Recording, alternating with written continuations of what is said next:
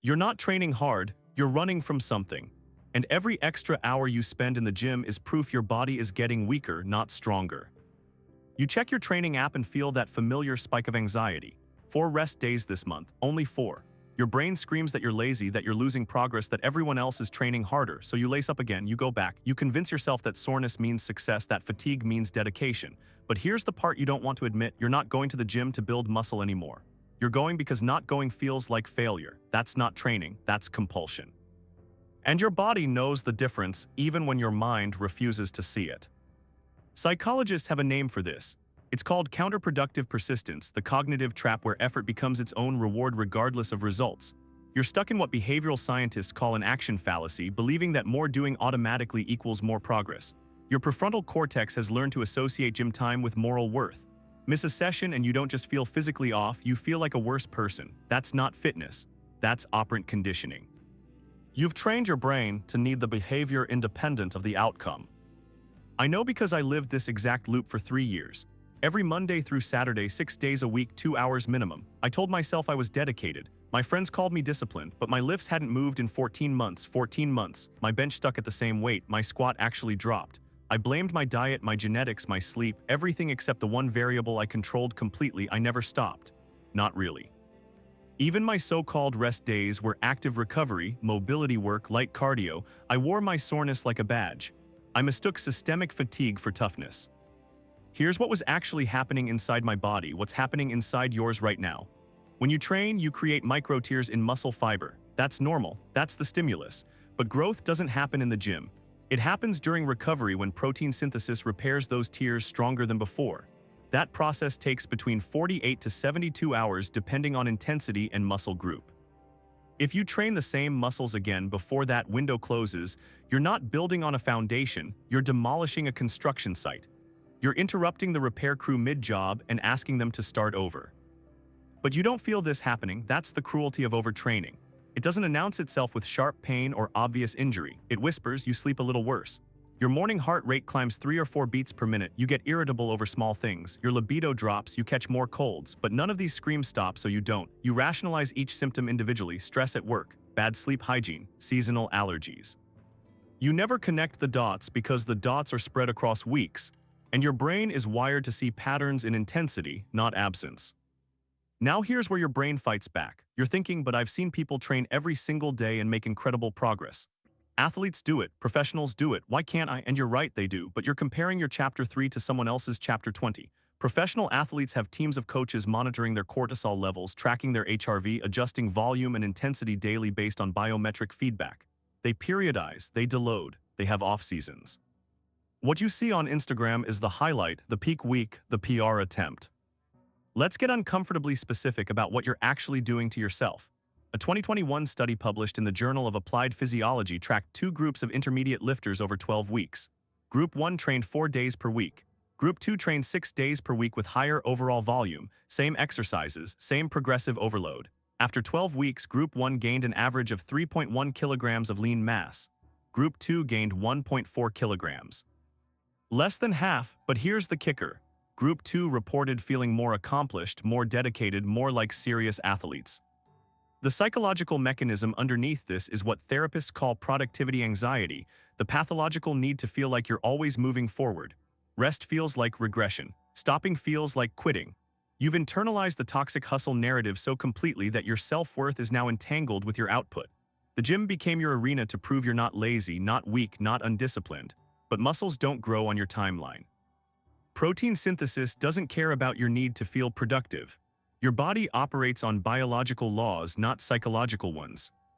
Here's another layer you haven't considered. Your nervous system has a budget. Every hard set you perform isn't just a muscular event, it's a neurological one. Your central nervous system has to recruit motor units, coordinate contraction patterns, manage force production. That takes energy. Real, metabolic, finite energy. When you train 6 or 7 days a week without adequate recovery, you're not just accumulating muscular fatigue, you're draining your CNS faster than it can recharge. This shows up as brain fog, delayed reaction time, poor coordination, that feeling where the weight that felt light last week now feels impossibly heavy. The moment I stopped treating the gym like therapy and started treating rest like training, my body finally changed. 3 years of confusion erased in 8 weeks. Back to my story. Month 15 of spinning my wheels, I finally hired a coach. Not because I wanted to, but because my girlfriend said I was becoming obsessive and miserable. First thing he did, cut my training volume in half, 4 days a week, 3 on heavy weeks. I thought he was insane, I argued. I sent him studies. I told him I'd lose everything I'd built. He said, "You haven't built anything in over a year. What exactly are you afraid of losing?" That sentence cracked something open. I realized I wasn't afraid of losing muscle. Here's the twist nobody tells you about recovery. It's not passive. It's not laziness in disguise. Recovery is when your body does the actual work you think you're doing in the gym. During deep sleep, your pituitary gland releases growth hormone in pulsatile waves, peak secretion happening in those first few REM cycles. That's when satellite cells fuse to muscle fibers. That's when glycogen stores refill. That's when your immune system repairs micro-damage at the cellular level. You're literally building muscle while you sleep, but only if you've given your body the space and resources to do it. Let's talk about what actually happens when you finally rest properly. Week 1 feels terrible. You feel flat, smaller, weaker. That's not real atrophy, that's glycogen depletion and inflammation going down. Your muscles hold water when they're chronically inflamed from overtraining. When you rest, that water releases and you look deflated. Your brain interprets this as loss. It panics. It screams that you're shrinking, that you made a mistake, that you need to get back in the gym immediately. This is the test. This is where most people break and run back to their addiction. By week 8 of my reduced schedule, I broke every plateau I'd been stuck at for over a year. My bench went up 12 kilograms, my squat up 20.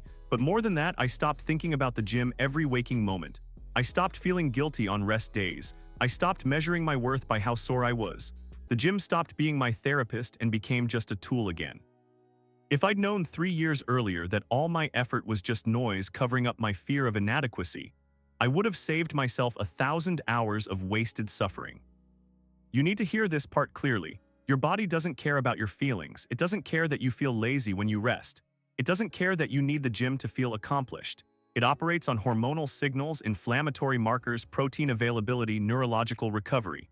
These are not negotiable. You cannot hustle your way past biology. You cannot manifest muscle growth through sheer force of will. The law of adaptive resistance is absolute. Apply stress, allow recovery, adaptation occurs. Skip the middle step and the equation breaks. So what do you actually do? Start by cutting your training frequency by 1 day, just 1. If you train 6 days, go to 5. If you train 5, go to 4. On that new rest day, do absolutely nothing training related. No active recovery, no mobility work, no light cardio, nothing. Sit with the discomfort of doing nothing. Notice the anxiety. Notice the voice that says you're being lazy. Don't argue with it, just observe it. That voice is the addiction talking, and you need to learn to recognize it as separate from truth. This is going to feel wrong at first. Your entire identity is wrapped up in being the person who works harder than everyone else. Rest feels like betrayal. It feels like giving up. It feels like you're letting yourself off the hook. But here's the reframe. Discipline isn't about doing the hard thing. It's about doing the right thing even when it feels wrong. Real discipline is resting when every fiber of your being screams to go back to the gym. Real discipline is trusting data over feelings. The hardest part isn't the physical change. It's grieving the version of yourself you thought you needed to be, the one who never misses a session, the one who trains through pain, the one whose dedication is visible and quantifiable. You've built an entire identity around that person and rest feels like killing them.